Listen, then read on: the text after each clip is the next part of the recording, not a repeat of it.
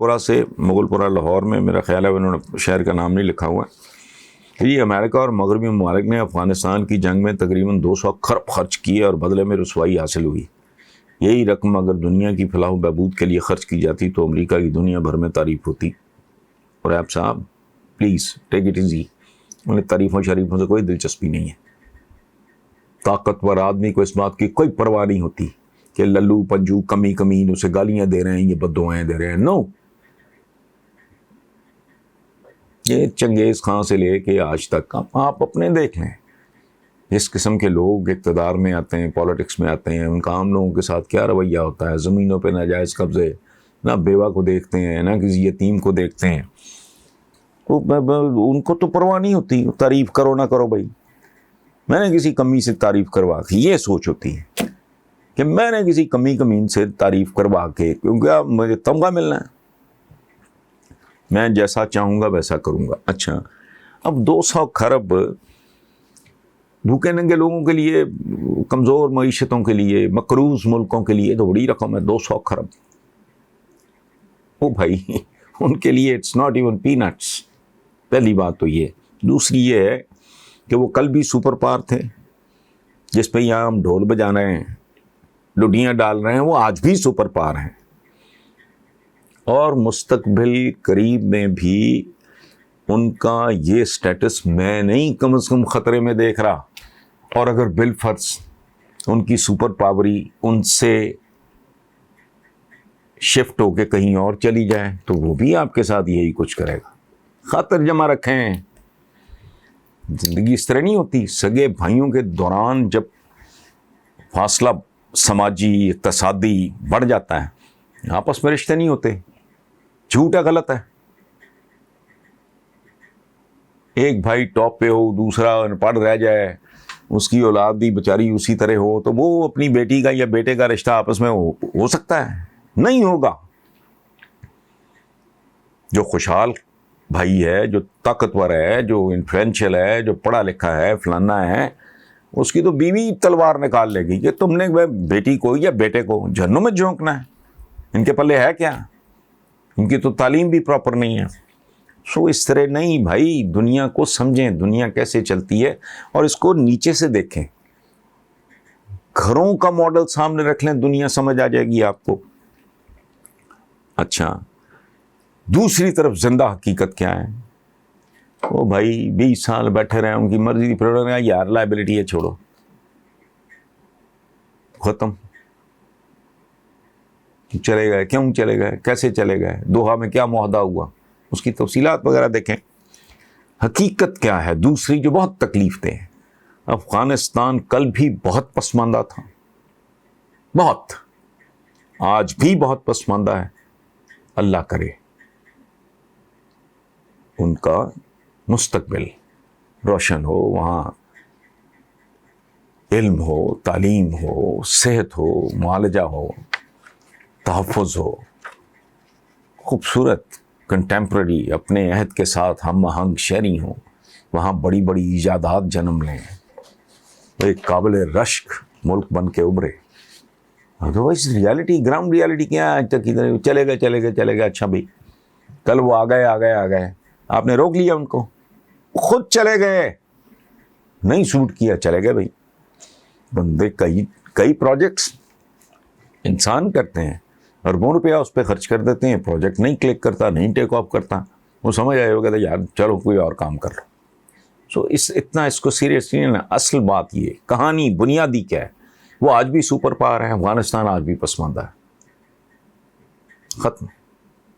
میری عقل میں تو یہی آتا ہے. باقی یہاں بہت سارے ماشاءاللہ رنگین خواب دکھانے والے موجود ہیں، ان کو انجوائے کریں آپ. سوال ہے جی مانچسٹر UK سے نثار خان ہیں، وہ کہتے ہیں جی وزیر اعظم عمران خان کے مشیر نے خوشخبری سنائی ہے 2 ہفتوں میں کھانے پینے کی متعدد اشیاء سستی ہو جائیں گی، نیز اگلے 2 ماہ کے اندر چینی کی قیمت بھی کم ہو جائے گی. اگر واقعی ایسا ہو گیا تو اپوزیشن کے پلے کیا رہ جائے گا؟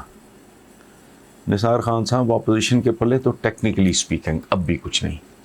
مہنگائی یہ حکومت کنٹرول کر سکے نہ کر سکے، ایون دین اگر جس آدمی میں شعور ہوگا، جس میں تھوڑی سی غیرت ہوگی، حیا ہوگی، اس کو اب تک معاملات کی سمجھ آ جانی چاہیے. ہاں اگر کوئی بندہ کسی کو دیوتا سمجھ رہا ہے, کسی کو بت پرستی کر رہا ہے, شخصیت پرستی کی میں بات کر رہا ہوں, وہ کر رہا ہے, یا اس کے مفادات بالواسطہ یا بلا واسطہ کسی مخصوص خاندان یا پارٹی کے ساتھ وابستہ ہیں, تو وہ اور بات ہے.